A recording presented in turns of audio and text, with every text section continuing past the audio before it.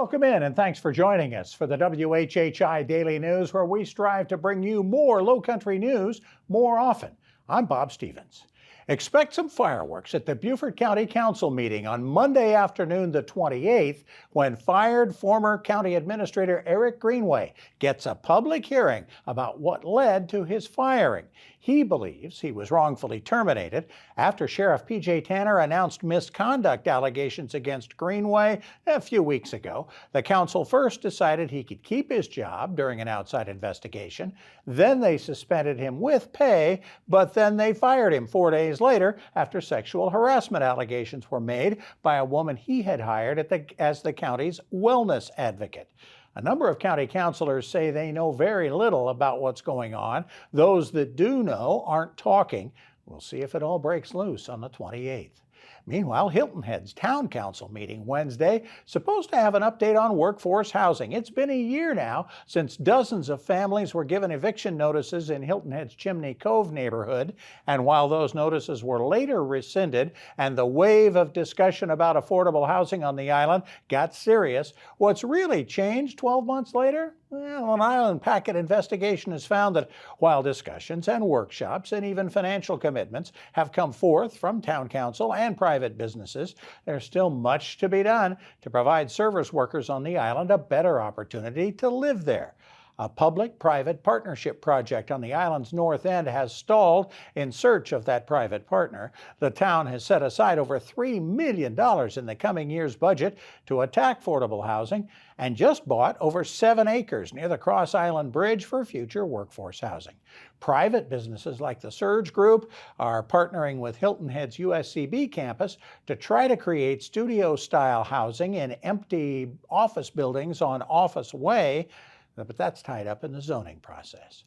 Beaufort County deputies have at least now been able to combine 2 cases into one. The search last week for 49-year-old Clifford Jenkins, who'd been missing since July, was solved when his body was identified by DNA as the man found dead inside a burnt car last weekend near the Beaufort Walmart.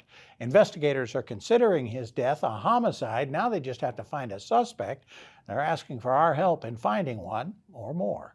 Just a few days after one inmate in the Ridgeland Correctional Center was found guilty of killing a fellow inmate back in 2017 and sentenced to life without parole, another inmate has pleaded guilty to voluntary manslaughter in prison, getting 30 more years in the slammer, but at least the hope of eventual freedom.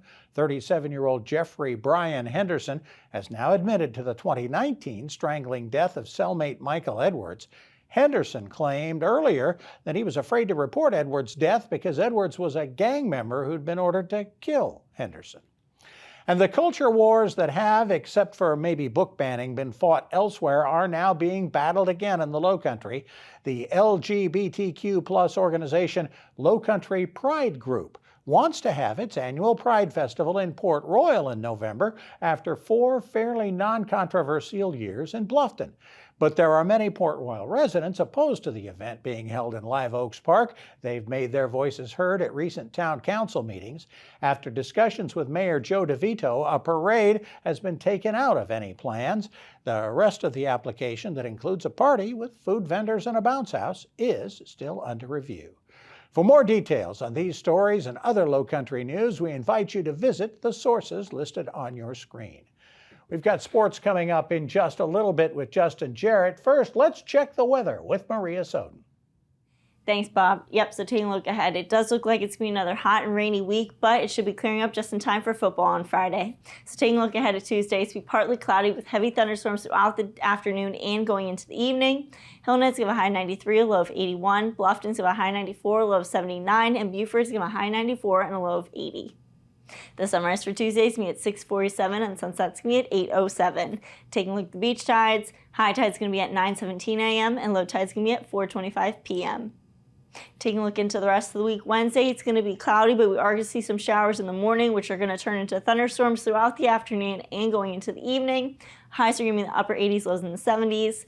Come Thursday, it's going to be scattered showers and thunderstorms throughout the day, but should be clearing up by the evening. Highs in the upper 80s, lows in the 70s again. And then come Friday, we are going to see a thunderstorm in the morning, but should be clearing up by the afternoon and stay clear throughout the rest of the day. Highs are going to go back up into the 90s, lows in the 70s. That's it for today. Let's head it back to the desk. Thanks, Maria.